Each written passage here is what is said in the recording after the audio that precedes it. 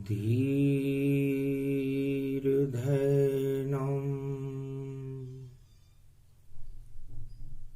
श्रवणपटे यतिवरा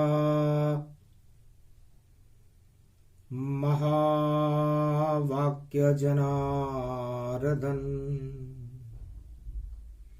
सच्चिदानंद त्वं शरणं ब्रजेश यादवेन्द्रं दयादाता पुंडरीक्षा क्षीरसागरशयनं कमलनयनं नमस्तुते नमामि श्रीहरि। धैर्य से जिसको धारण किया जाता है, कर्णपटुओं से जिनका पान किया जाता है, ऐसे सच्चिदानंद भगवान श्री यादवेंद्र सरकार को मैं नित्य ही चिंतन करता हूं, नमन करता हूं, जिनको नमन करने से मंगल आदि मंगल तो हो ही जाते हैं, साथ ही में बहुत बड़ा बल मिलता है मनुष्यों को। जब कुछ काल की न सतसंगा, जब जब बहे धर्म की गंगा। भगवान मार्कंड मलमास में वाणी में फरमाते हैं कि एक लो मात्र का सत्संग भी अरबों अश्वमेध यज्ञ के बराबर होता है। संसार का सबसे बड़ा सुखद समय हर आत्मा के लिए वह है जब वह सत्य का सत्संग कर रहा हो। बाकी संगत बेकार सभी, रंग भोगों का चढ़ जाता है। मिट्टी में मिल जाता जीवन, कुछ हाथ नहीं वहां आता है। तो दुष्ट संग नहीं दे विधाता, बोले मारकंड्य मुनिनाथा। भगवान मारकंड्य फरमाते हैं कि सबसे बड़ी अच्छाई यह है कि भगवान हमें दुष्टों का संग न दे। सट सुधर ही सतसंगति पाई, बोले मारकंड्य मुनिराई। सट मन मूर्ख होता है, लेकिन इस मूर्ख को भी यदि सत्संग मिल जाए तो हो सकता है कि वह कुछ उपलब्धियां इस जीवन में प्राप्त कर ले। मूरख हृदय न चेत, गुरु मिले विरंच सम। और कोई मूर्ख हो, मूर्ख किसे कहते हैं? जो अपने मुंह में काम वासनाओं को रखता हो, भोगों की इच्छा रखता हो, सुंदर स्त्री की रक्षा रखता हो, सत्ता की इच्छा रखता हो, या किसी भी भौतिक सुख की इच्छा रखता हो, वो सब मूर्ख हैं। इसलिए मूर्ख का मतलब बिना पढ़े लिखे से नहीं है। पढ़ा लिखा भी मूर्ख है, गर इच्छा ऐसी हो और गुरु मिले विरंच समय, और फिर भी लाभ न होए। तो मूर्ख का मतलब ज्योतिषी और पंडित ये बता देते हैं कि ये बिना पढ़ा लिखा है, इसमें ज्ञान नहीं है। नहीं, ज्ञान होते हुए भी वह मूर्खता करे, कोई इच्छाओं को रखे, सु इच्छाओं का त्याग कर दे, तो वो विद्वान पंडित भी मूर्ख है। ये प्रसंग अति गति मति गावा, मारकंड्य मलमास सुनावा। मारकंड्य भगवान कहते हैं कि मलमास में मलिन इच्छाओं का, मलेच्छ इच्छाओं का, काम और भोग की इच्छाओं का त्याग करना ही आपके जीवन की शुभता है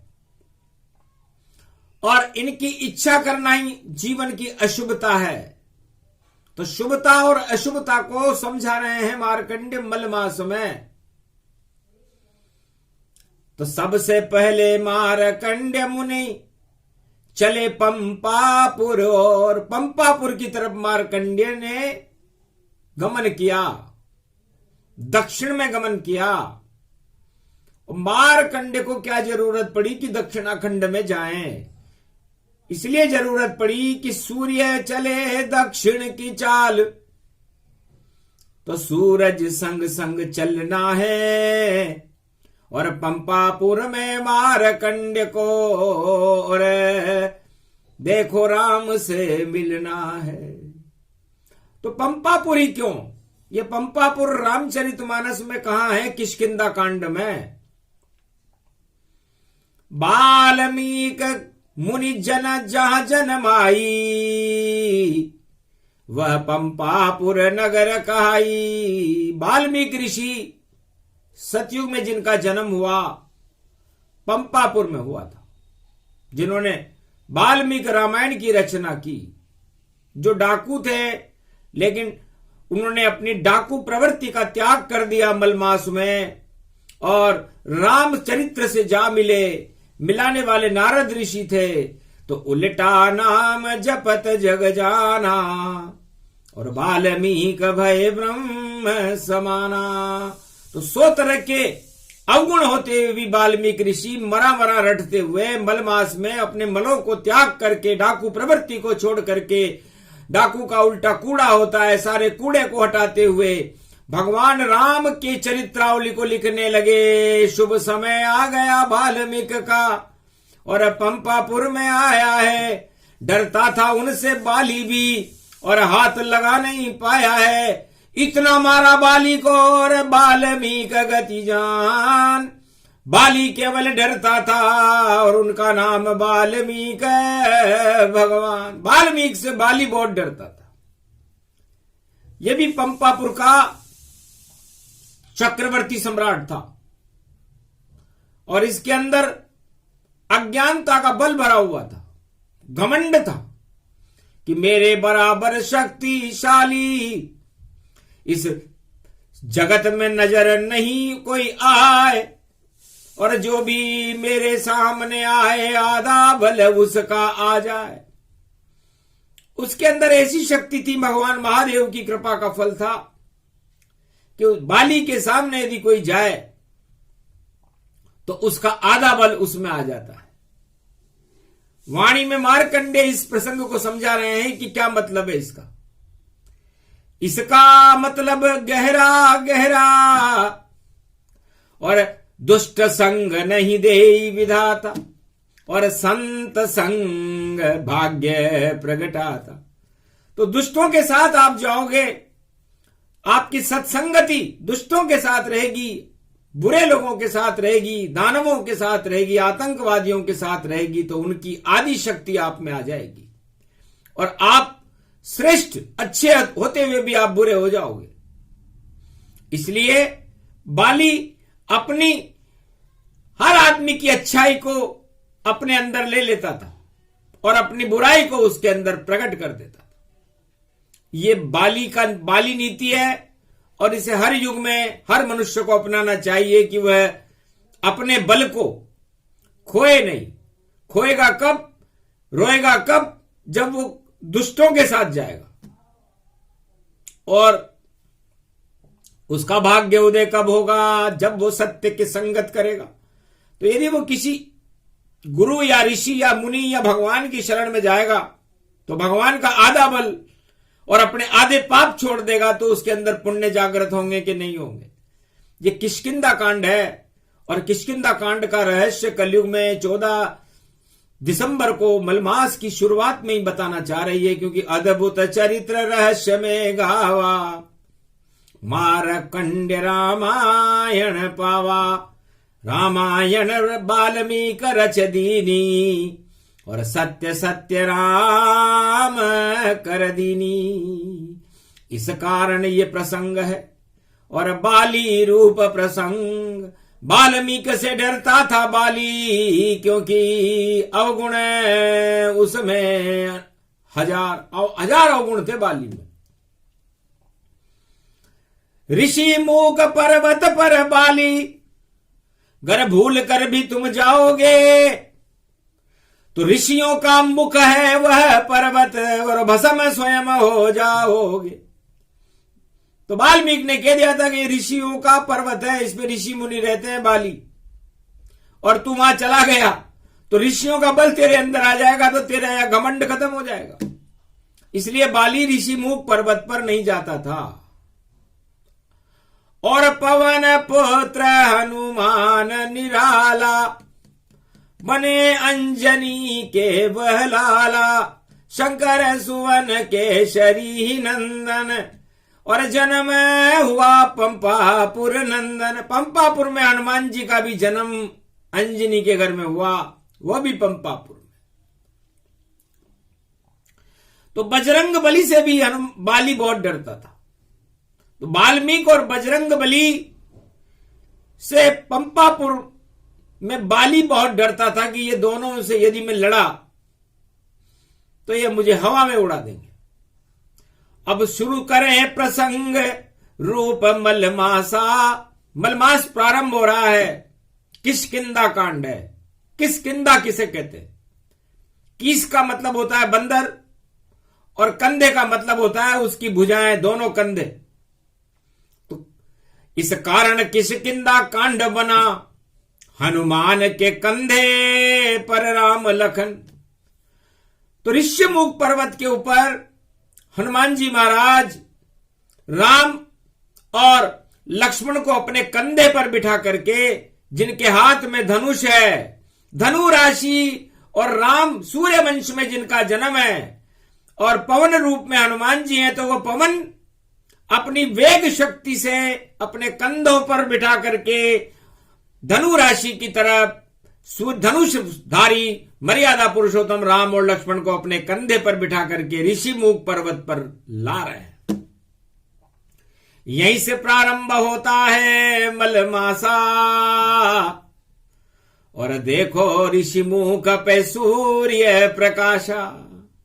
तो ऋषिमुख पर्वत पर ऋषि रहते हैं। हनुमान जी अपने स्वामी को अपने कंधे पर बिठा करके ऋषियों से मिलाने के लिए ऋषिमुख पर्वत पर लेकर के आए हैं। एक एक तीर दोई काजा। एक तीर से दो शिकार कर रहे हैं हनुमान जी। सुग्रीव वहां बाली का भाई, पर बाली से रोज वह पिटता है। इतना पिट गया बाली से सुग्रीव, पर राज उसे नहीं मिलता है। और सुग्रीव हनुमान जी का दोस्त है, और हनुमान जी उसे पंपापुर का राज दिलाना चाहते हैं। और एक वहां पर लड़का देखो, और नाम है अंगद जान, और बाली का लड़का अंगद है, और अंग अंग में राम। उसके तो अंग अंग में, रोम रोम में भगवान बसे हुए हैं। बाली का लड़का और राम उपासक, सुग्रीव बानर होकर भी राम उपासक। और एक लड़की वहां पर तारा है, और पंपापुर उसका मारा है। और तारा तारा तारा है भाई, देखो टूटा सितारा है। और एक तारा है वहां पर जो बाली की स्त्री है, सुग्रीव की भी स्त्री है, लेकिन बाली ने छीन रखा है। अब यह प्रसंग इसलिए सुनाया जा रहा है मलमास में, कि मलमास में सूर्य भगवान गुरु के घर में जाते हैं। तो हनुमान जी महाराज अपने दोनों कंधों पर बिठा करके वनवास काल में राम जी को पहली बार जमीन से उठाया। राम कभी धरती से ऊपर गए वो नाय, केवल पंपापुर में ही और कंधे हनुमान उठाए। राम जी को वनवास 14 वर्ष का वनवास था, पैदल चलना था, पैदल अयोध्या से और लंका तक पैदल चलना था। लेकिन हनुमान जी अपने भवन में लेने के लिए उन्होंने कहा, यदि यहां जन्म मेरा राम जी और ये अंजनी भवन हमारा है, पैदल वहां पर तुम नहीं चल पाओ, ये कंधा हनुमान का प्यारा है। तो अपने कंधों पर राम लखन को किस किंदा लिया उठाए, किस मैंने बंदर, उस बंदर हनुमान जी ने कंधे पर उठा लिया कि मेरे भवन तक मेरे कंधे पर आओ स्वामी आप, और सेवा करे आपकी बजरंग जो सदा आपका दास। महाराज आज आपको मर्यादा तोड़नी पड़ेगी, आज तो आपको मेरे घर तक मेरे कंधे पर ही चलना पड़ेगा। कष्ट नहीं देना चाहूं और नहीं कोई पर्वत चढ़ाऊं, मेरे कंधों पर बैठो राम लखन में पल भर पंपापुर पहुंचाऊं। राम जी दया द्रवित हो गए कि सेवक वही जो स्वामी रुचि राखे और स्वामी वही जो सेवक रुचि राखे। सेवक वही है जो स्वामी की रुचि रखे और स्वामी वही है जो सेवक की रुचि रखे। मर्यादा तोड़ दी पंपापुर में भगवान राम जी ने। कहा ठीक है हनुमान, तेरे कंधे पर बैठेंगे तो कंधा बलवान बना देंगे और पूरे त्रिलोक का भार हनुमान तेरे कंधे पर हम ला देंगे। फिर कौन हटा सकता तुझको और कौन मिटा सकता तुझको, चारों युग में प्रताप बजरंग हम तेरे नाम का बना देंगे। तो चारों युग प्रताप तुम्हारा। तो इसका परीक्षण किया था कि हनुमान जी का चारों युग में प्रताप इतने शक्तिशाली भी है या नहीं है, ये अतुलित बल है कि नहीं है। तो राम लक्ष्मण ने कहा कि शेष जी को और मुझे यदि तुमने अपने कंधों पर बिठाकर अपने घर पर ले गए जहां पर अंजना का मकान था, तो मैं मान लूंगा कि चारों युग में तुम्हारा प्रताप रहेगा। और हनुमान जी ने ऐसा करके दिखाया किष्किंधा कांड में। गुप्त से गुप्त लुप्त अति राखा, किसी रामायण में नहीं भाका। वाणी किसी किताब से नहीं आती, ये तो भगवान का अनुभव है। और मलमास में जिस गति से वाणी चल रही है, सोचो कहां की बात कहां आ गई, और ये अक्षर अक्षर सत्य। तो हनुमान के कंधे पर राम लखन मारुति नंदन वंदन करते और पंपापुर में मधुबन के अंदर राम चरण मधुबन पढ़ते। मधुबन ये पंपापुर में है और इस मधुबन को हनुमान जी ने बनाया, अंजना जी ने बनाया। वहां का पत्ता पत्ता है राम राम, डाली डाली है राम राम, और क्यारी क्यारी है राम राम। उस भवन में सब ही राम राम, वहां राम के अलावा कोई नहीं। और देखो झरोका राम राम, और मेड़ी भी है राम राम, छत पर भी सारे राम राम। और जितने श्रृंखला मधुबन की, हर चिड़िया में है राम राम, हर पक्षी में है राम राम, रज रज में है वहां राम राम, पंपापुर में सब राम राम। तो सिया राम मैं मधुबन जाना, भवन रूप हनुमान का माना। मधुबन को देख करके राम जी दया द्रवित हो गए। अंजना माता को प्रणाम किया कि धन्य धन्य माता तेरा और पुत्र अंजनी लाल, ऐसा भवन त्रिलोक में और देखा नहीं विशाल। हर पौधे में हर पत्ते में और हर क्यारी में यहाँ राम मिले, और फल में भी यहाँ राम मिले, फूलों में भी यहाँ राम मिले, अंजनी में भी देखो राम राम, और सारा रूप है राम मिले। ऐसा भवन देखा नहीं और पूरे त्रिलोक के माय, ये तो दूसरा बैकुंठ है जो हनुमान दिया बनाए। ये मधुबन है और इसको हनुमान जी ने बनाया। राम की छवि हर पत्ते में थी, हर जहां देखो उधर राम। ऐसा भवन आज तक त्रिलोक में किसी का भी नहीं है। सारे भवन बेकार हैं। इंद्रलोक भी नहीं है, विष्णुलोक भी नहीं है, शिवलोक भी नहीं है, ब्रह्मलोक भी नहीं है, पृथ्वी भी नहीं है, पाताल तलातल सप्तलोक 14 भवन भी नहीं है। जैसा भवन अंजना जी ने और हनुमान जी ने एक झोपड़ी में मधुबन बना रखा। तब पूछा, ब्राह्मण रूप कपि सुत धारा, और कहां चले दशरथ के लाला। ब्राह्मण बने हुए थे हनुमान जी, वहां बंदर के रूप में नहीं थे। कहा, महाराज आप तो दशरथ के राजकुमार हो, इधर किधर जा रहे हो? मलमास पड़ा है भारी अभी, ऋषिमुख पर्वत पे तुम्हें रुकना है, और ऋषियों से संवाद करो, और गुरुओं से तुमको मिलना है। तो मातंग ऋषि का आश्रम ऋषि मुख गति जान, सबरी से भी तुम मिलो, और रामचंद्र भगवान यहां पर बड़े ऋषि और तपस्वी रहते हैं। और मलमास है, तो मलमास में आप सूर्य वंश में हो, आपके हाथ में धनुष है, तो धनु राशि में राम जी और ऋषि मुख पर आए, और 14 वर्ष वनवास है, पहला दिन मलमास। ये पहला दिन है मलमास का। जब धनुष का मतलब धनु राशि, सूर्य वंश में राम जी, और ऋषि मुख पर्वत पर गुरु मातंग ऋषि और शबरी और बहुत बड़े बड़े ब्रह्मवेता बैठे हुए, दर्शन की ओट लगा रखी है। तो गुरुओं से मिले राम जी, ऋषि मुख पर आए, सबरी को भी गले लगा लिया, झूठे बोर गए खाए, अंजनी दया द्रवित गति जाना, दर्शन किए राम भगवाना। बेटा हो तो ऐसा हो, अपनी मां को बिल्कुल भी कष्ट नहीं दिया, घर बैठे राम जी के दर्शन करा रहे हैं हनुमान जी। हर बेटे को, अपने माता पिता को घर बैठे राम जी के दर्शन कराए तो सौभाग्यशाली होता है।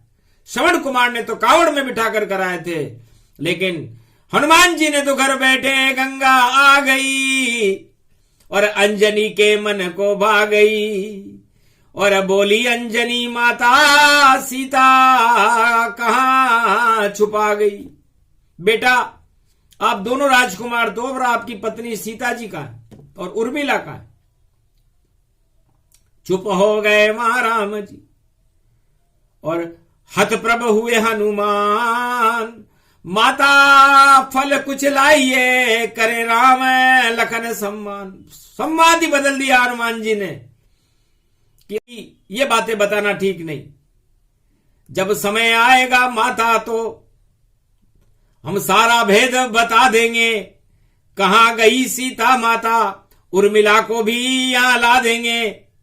दोनों शक्तियां भी तो कर रही अपना काम, सीता पावक में गई और उर्मिला कटोरा जान। उर्मिला एक कटोरे में त्राटक कर रही है, अपने पति का चित्र देख रही है, और सीता जी अपने नयनों में, अपने हृदय में भगवान का ध्यान कर रही है। इस समय अशोक वाटिका में सीता और अवध उर्मिला बैठी है, और दोनों की शक्ति बड़ी विचित्र है, ये रामायण माता कहती है।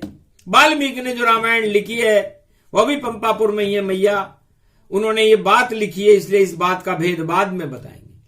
फलहार राम लखन और कंदमूल आहार, और ये हनुमान का भवन है, और आप करूं मैं अतिथि सत्कार। आप ये कंदमूल फल स्वीकार करें, क्योंकि मैं तो कपि हूं। दया द्रवित राम लखन, और अपना लक्ष्य बताओ, लक्ष्य तुम्हारा और भी है वह हमको समझाओ। तब कहा हंस करके चतुर राम, और चतुर मेरे ये स्वामी है, और मेरा मित्र यहां सुग्रीव है, और यहां पंपापुर में देखो कष्ट पा रहा है, और आपका उससे कोई लेना देना भी नहीं है। क्योंकि सुग्रीव तो मेरा मित्र है। तो अग्नि साक्षी करके सुग्रीव को राम का मित्र बनाया था। सुग्रीव को हनुमान ने अपने आश्रम पर ही बुलाया था। तो रक्षा बंधन पूर्णिमा और श्रावण मास गति दीन, सुग्रीव राम की मित्रता हनुमान कर दीन। श्रावण शुक्ल पक्ष पूर्णिमा को हनुमान जी, जिसे रक्षाबंधन कहते हैं, और सुग्रीव की मित्रता पंपापुर में हुई थी। अजब गजब की बात सुनाई और सुग्रीव ने ये बात बताई। क्या कष्ट, महाराज कभी मैं विजय ही नहीं और बाली से कर पाता हूं, और पंपापुर का राजा बाली है पर मैं उससे लड़ नहीं पाता हूं। अच्छा ठीक है, कहां है बाली, मुझको दूर से देव दिखाए, कितना बल उस बाली में, पहले तोल तोल गति जाए। तो तुला राशि में राम जी हैं और धनु राशि में पाप और पुण्य को तोलने के लिए पंपापुर में ऋषि मूक पर्वत पर विराजमान है। इस समय कलयुग चल रहा है, रामायण कलयुग में भी चल रही है। तो अब राम जी ने बाली और सुग्रीव को तोला।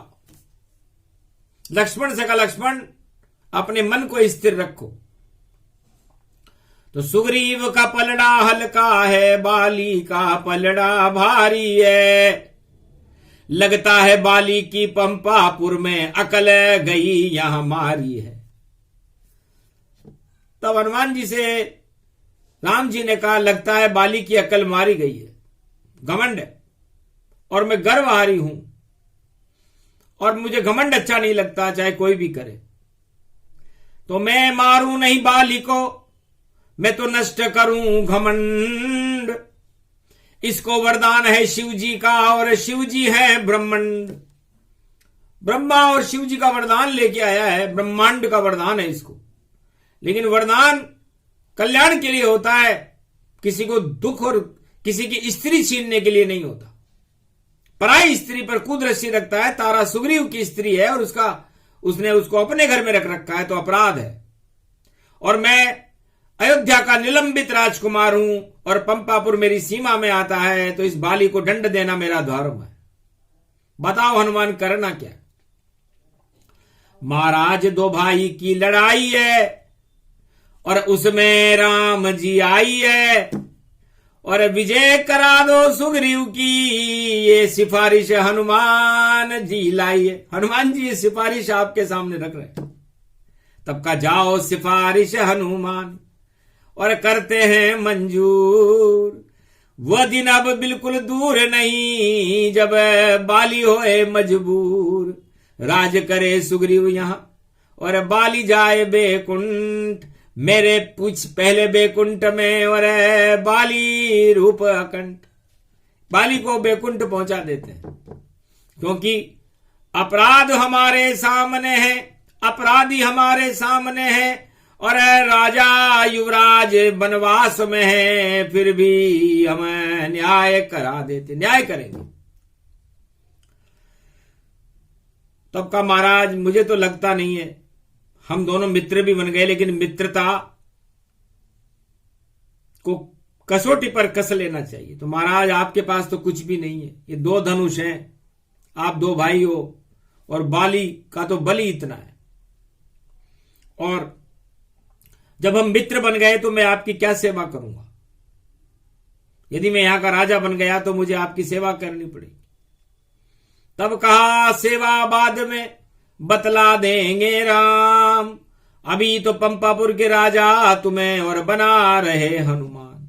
ये मल मास है, इसलिए पहले मल को तो हटाएं, और मल पंपापुर का ये बाली है।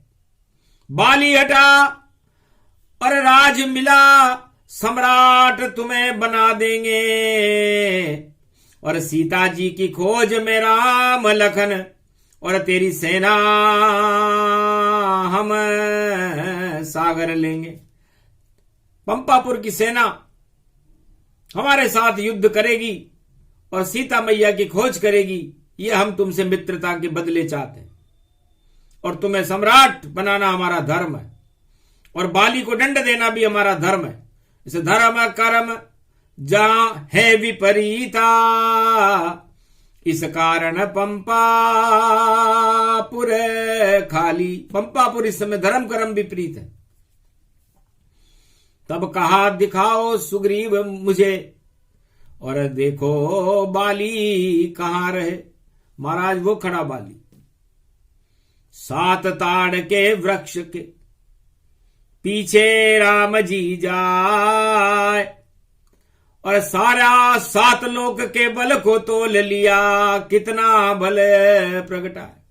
7 ताड़ के वृक्ष थे। ताड़ का वृक्ष का मतलब होता है इसे कितनी ताड़नाएं दें कि 7 लोक में भी इसकी कोई रक्षक, ब्रह्मा विष्णु महेश भी बैठे हो तो इसकी रक्षा न कर सके।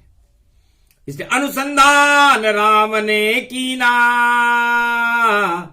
और छुप कर तीर बाली के दीना, प्राण पकेरू उड़ गए और अधमरा हुआ शरीर, और बाली के सन्मुख पहुंच गए रे भाई मलमास में रामचंद्र रघुवीर। भगवान राम बाली के सन्मुख पहुंच गए कि अंत समय दर्शन करो और पुण्य तुम्हारे साथ, वरना चूक जाओगे बाली तो बिगड़ जाएगी बात। जन्म जन्म मुनि जतन कराई, अंतराम मुख आवत नाही। राम जी तेरे सामने मलमास में साक्षात खड़े हैं, दर्शन कर बाली और अपने जीवन को मुक्त करके बैकुंठ की ओर गमन कर। तब कहा महाराज गमन बाद में करूं, पहले उत्तर मुझको दे दो, जो चाहो मुझको दंड देओ, पर पहले मेरा प्रश्न हल कर दो। कारण कमल नाथ मोई मारा, और मैं बेरी सुगरी वही प्यारा। महाराज आप तो पंपापुर में हमारे अतिथि हो, चाहे बाली के अतिथि बनते या सुग्रीव के अतिथि होते, राज तो हमारा ही है। और ये आपके अयोध्या की राज में ही पंपापुर आता है और आप इधर से विदेश गमन कर रहे हो, लंका की ओर जा रहे हो, मलमास का सूर्य है, तो आपने मुझे क्यों मारा? इसका उत्तर दो, तब जाके मेरे प्राण हटेंगे। तब कानुज सुता भगनी सुत नारी, इन्हीं कुदृष्ट विलोक विचारी। भगवान राम ने कहा कि मैंने तुझे नहीं मारा, तेरे कर्मों ने तुझे मारा। हमारे अयोध्या में एक नियम है कि पराई स्त्री और पराये धन पर कोई कुदृष्टि रखता हो, अपने भाई की स्त्री पर रखता हो तो उसे मारना अपराध नहीं है, एक अच्छा कार्य है राजा का। तो तुमने अपने भाई की स्त्री तारा को अपने साथ रखते हो और यह तुम्हें शर्म आनी चाहिए कि तुम पंपापुर के सम्राट हो और तुम्हारे अंदर इतना बल है और उस बल का तुम दुरुपयोग कर रहे हो, इसलिए तुम्हें मारा। और हमारे अयोध्या में ये नियम है और मैं निलंबित कुमार हूं अयोध्या का, इसलिए मैं जहां चाहे निर्णय दे सकता हूं और तुम्हें मार सकता हूं, इसलिए तुम्हें मारने में कोई पाप नहीं। बाली वधे कछु पापन नाई, बोले रामचंद्र रघुराई। इसलिए बाली तुम्हें मारने में मुझे कोई पाप नहीं लगा। तब बाली चुप हो गया। महाराज फैसला आपका और बाली करे स्वीकार, और मैं जाता बैकुंठ को और सुन लो मेरी बात। लेकिन मेरे को आपके दर्शन का सौभाग्य मिला, आप मेरे सामने खड़े हो, तो मेरी एक इच्छा पूरी कर दो। अब तो फंस गए राम जी और बाली बड़ी सरकार, मरते मरते बाली बड़ा चतुर, देखो एक अच्छा काम किया और अंगद को बेटा बना दिया और राम के गोद विश्राम किया। मेरा बेटा ये अंगद है, इसे गोद में आप बिठाओ, आपका पुत्र, आप पिता हो इसके, और ये आशीर्वाद दे जाओ।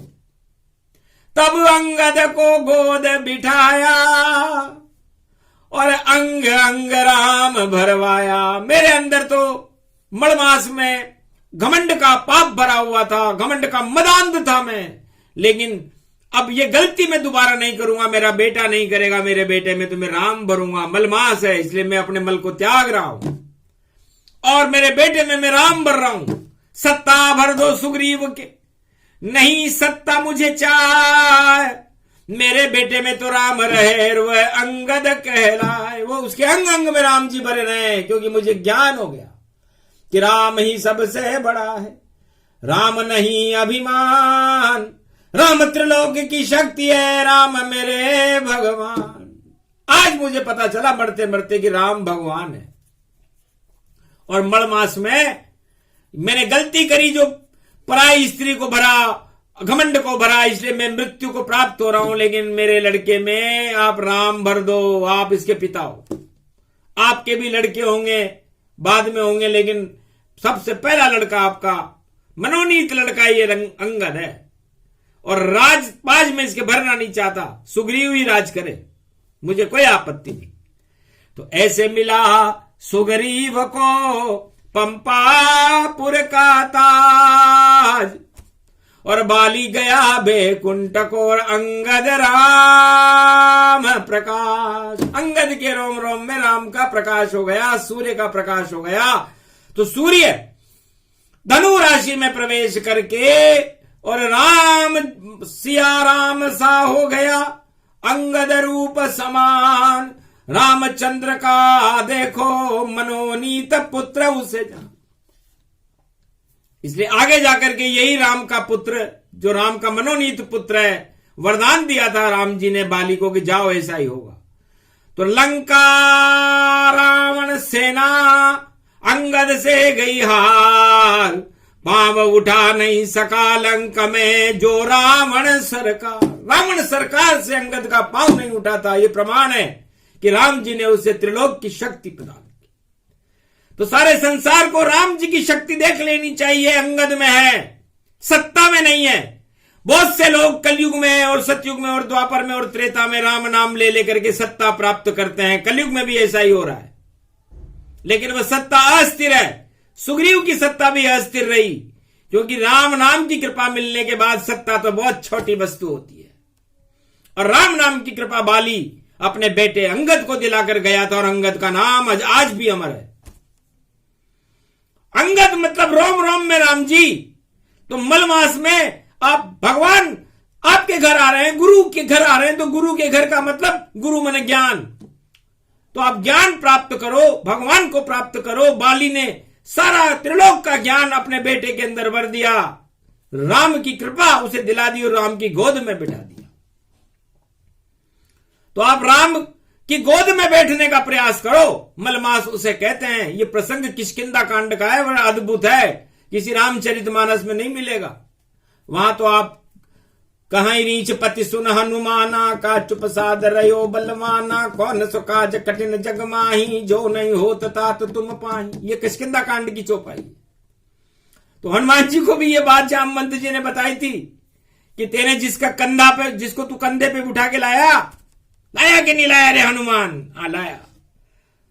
तो आज तुझे वो सब ज्ञान हो जाएगा, क्योंकि कंधे पे राम जी बैठ गए तेरे कंधों में इतनी ताकत होगी कि तू विद्ध का विजेता बनेगा, और अपने ज्ञान तुझके अंदर अपने आप ताकत आ जाएगी तेरे राम जी की कृपा से। और हनुमान जी जो अपना ज्ञान भूल गए थे, राम जी की कृपा से उन्हें ज्ञान हो गया, और वो 7 समंदर कूद कर लंका में चले गए और राम मुद्रिका देकर गया। प्रसंग बड़ा अद्भुत है, पर समझा सके न कोई, ये तो वाणी सरस्वती है जो ब्रह्माणी होय। पूरे त्रिलोक का ज्ञान है, सरस्वती है मात, जिधर जिधर चले राम जी और वाणी वही प्रगटा। तो वाणी जिधर जिधर राम जी चलेंगे, ऋषि मुख पर्वत पर जिधर जिधर गुरु रहेंगे, तो गुरुत्वाकर्षण है वाणी के अंदर गुरुओं का। ब्रह्मा विष्णु महेश की कृपा, सरस्वती की शक्ति में रहती है, और नारायण की पीछे पीछे चलती है वाणी। क्योंकि वाणी बोलती भी है और देखती भी है और लिखती भी है, तो कितना काम करती होगी।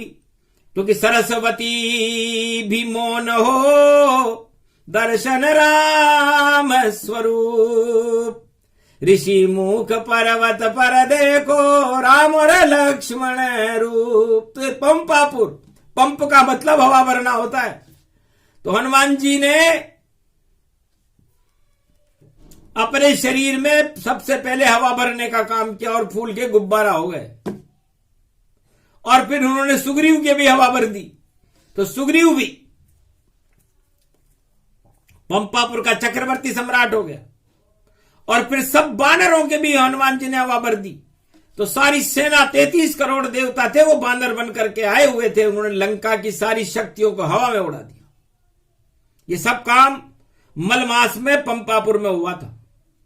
और फिर गिद्धराज जटायु जाना और संपाति 2 गिद्ध में माना। तो ये 2 गिद्ध थे, ये सिद्ध हो गए। सिद्ध मतलब गुरु की कृपा से और राम की कृपा से गिद्ध भी सिद्ध हो जाते हैं। ये बात किष्किंधा कांड में राम जी नहीं, पूरी दुनिया को वाणी में मार्कंडे बता रहे हैं कि आपकी नीति गिद्ध नीति हो। गिद्ध की नीति क्या होती है? झपट्टा नीति। सत्ता जितनी भी है वो सब गिद्ध का स्वरूप है, और ये गिद्ध झपट्टा मारते हैं कि सत्ता कैसे भी हमें मिल जाए, और उस पर जो बैठता है वो बड़ा गिद्ध होता है।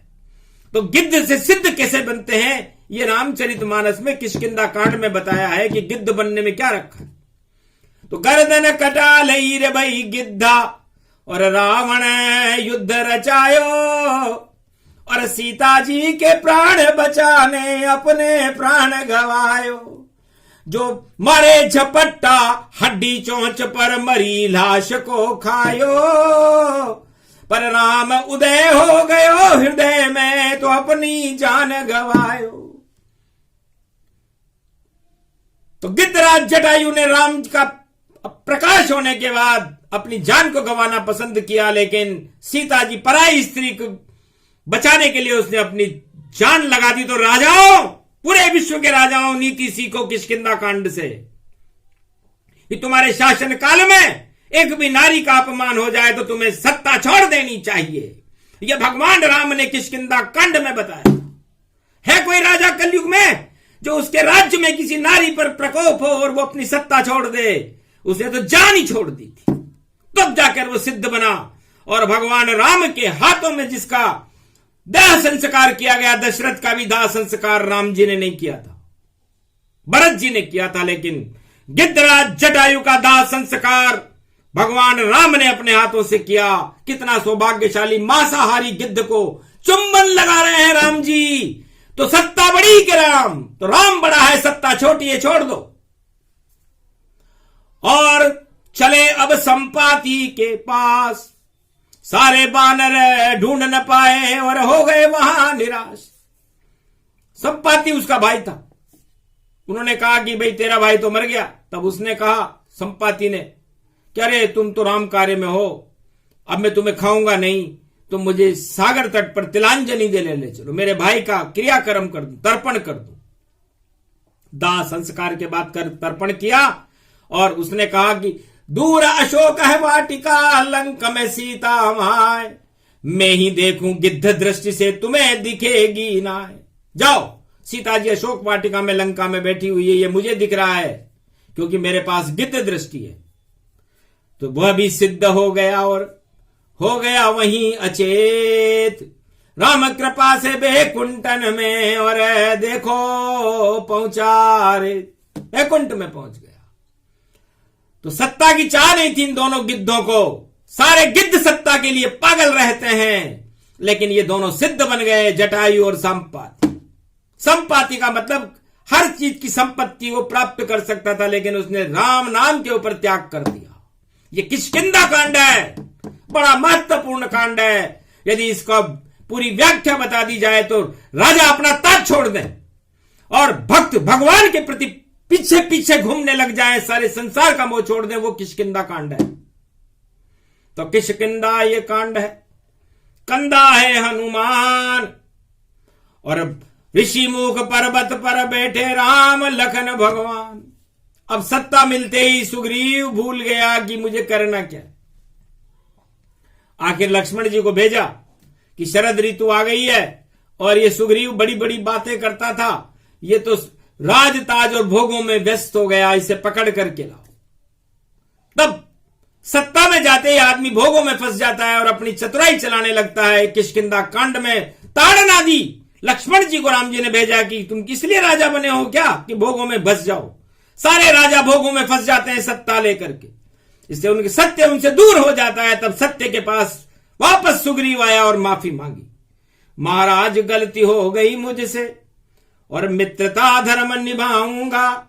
सारे बंदर को आदेश दिया, मैं सीता का पता लगाऊंगा। फिर जाकर के सीता का और सुग्रीव पता लगाए। ये किष्किंधा कांड है जिसे वाणी रही सुना। इसलिए किष्किंधा कांड की वाणी थी, मलमास का प्रसंग था, सूक्ष्म रूप प्रसंग वाणी ने गावा। मलमास 14 दिसंबर राम लखन हनुमान प्रगट होई जावा। पहले दिन ही राम लक्ष्मण हनुमान जी और मातंग ऋषि और ऋषि मुख पर्वत पर राम जी को बिठा दिया। अभी तो 30 दिन है मलमास के। एक एक चीज बताएंगे, ऐसी बातें बताएंगे किसी किताब में लिखी हुई नहीं हो, क्योंकि वाणी किसी किताब से नहीं आती। तो ये प्रसंग जो भी सुने, मलमासों का ज्ञान, अपने मल को त्यागिए तो मिले राम भगवान। बोलो जय श्री राम। ये प्रसंग राम लखन के दर्शन देत कराए, वाणी को भी दर्शन करा दो। हनुमान मनसा पूर्ण ये इच्छा वाणी प्रगटाए। कहा तथास्तु हनुमान ने।